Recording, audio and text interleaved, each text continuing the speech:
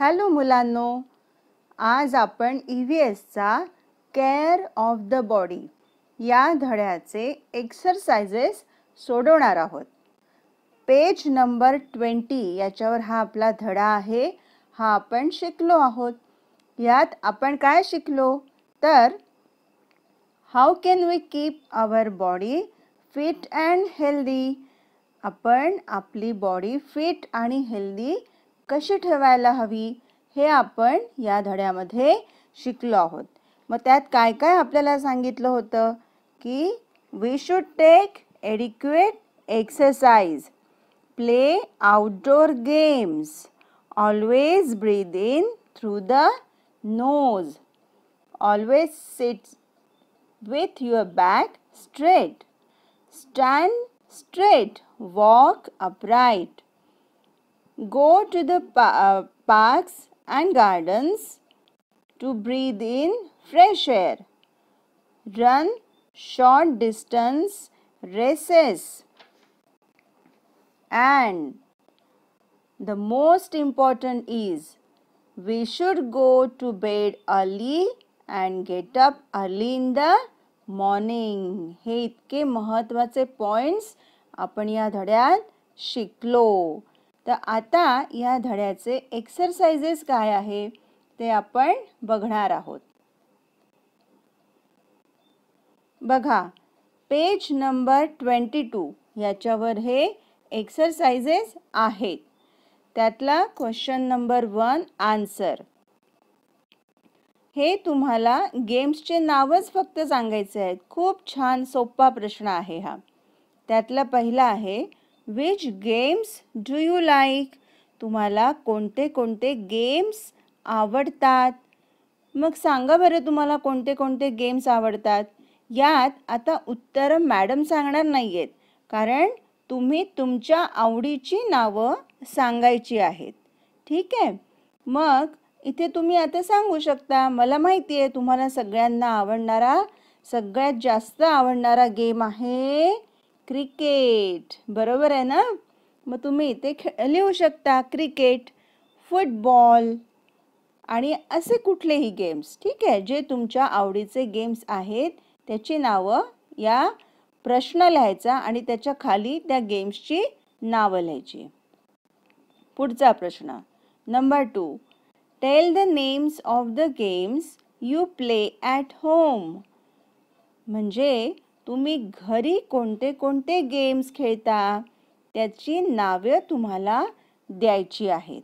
आता सध्या तुम्ही घरी काय काय घरी म्हणजे नुसतेच घरात बसून नव्हे तर ग्राउंडवर, घराच्या थोडंसं बाजूला जे ग्राउंड असतं तिथे पण तुम्ही काय काय गेम्स खेळता तुमचे मित्रमंडळी ते सगळे मिळून तर त्याची नावं तुम्हाला लिहायची आहेत. Number 3. Tell the names of the games you play in school. स्कूलमध्ये म्हणजे शाळेमध्ये तुम्ही नेहमी कोणते कोणते गेम्स खेळता हे तुम्ही लिहायचे आहेत. तर शाळेमध्ये तुमचा खेळाचा तास असतो. त्या तासामध्ये तुम्ही कोणते कोणते गेम खेळता ते तुम्हाला इथे लिहिता येतील. Number 4. Name the garden or park you often visit with your parents. अशा एखादा गार्डनचं किंवा पार्कचं नाव तुम्ही लिहायचं आहे जिथे तुम्ही तुमच्या पॅरेंट्स बरोबर म्हणजे आईबाबांबरोबर नेहमी जाता. मग तुमच्या आजूबाजूला घराच्या जवळपास जे कुठलं गार्डन असेल त्या गार्डनचं नाव तुम्ही इथे लिहायचं आहे. बघा, आपल्या इथे सिद्धार्थ गार्डन हे खूप फेमस आहे किंवा प्रसिद्ध आहे जिथे आपण नेहमी जात असतो. अशाच एखाद्या गार्डनचं नाव तुम्ही सांगायचं आहे. आता आपण क्वेश्चन नंबर 2 बघूया. Put tick for the correct sentences and cross for the incorrect sentences.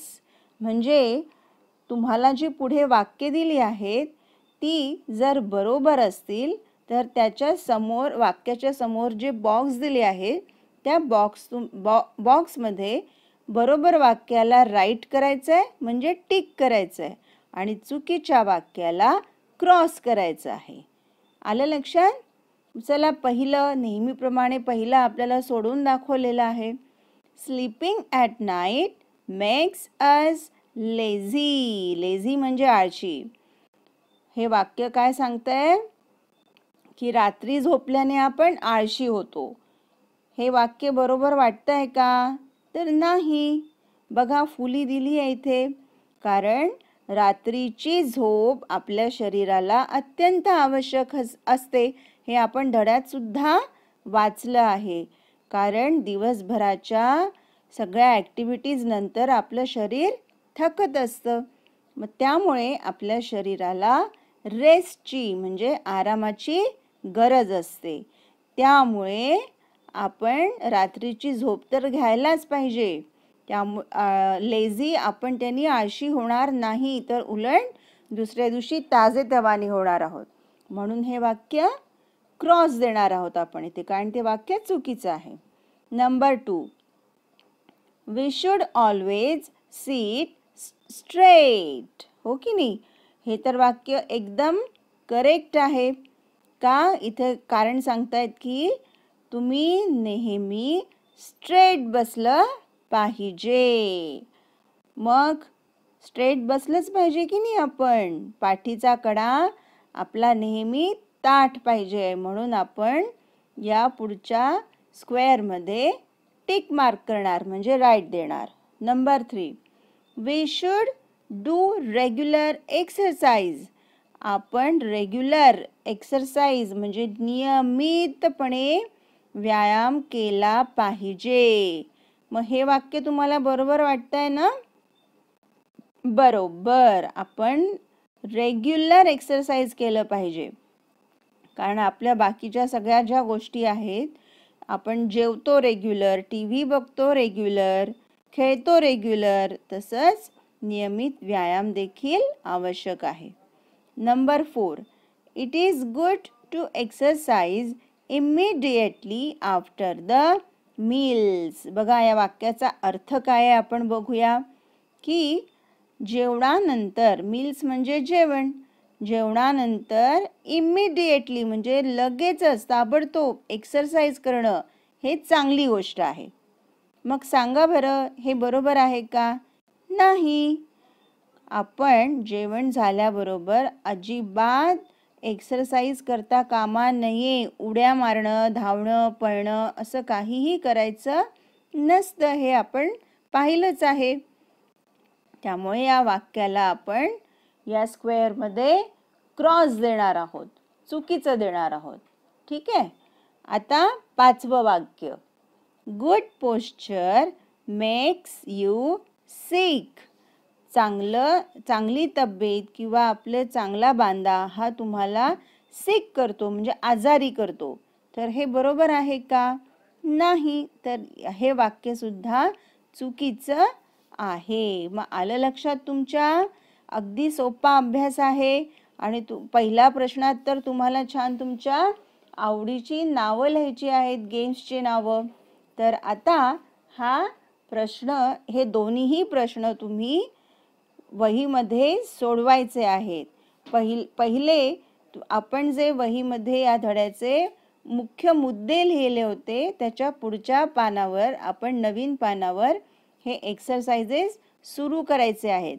नेहमीप्रमाणे सगळ्यात पहिले डेट लिहा आणि वर हेडिंग द्या एक्सरसाइजेस आणि नंतर क्वेश्चन नंबर 1, क्वेश्चन नंबर 2 हे पूर्ण कंप्लीट करा आणि वही आपली आपण चेक करा.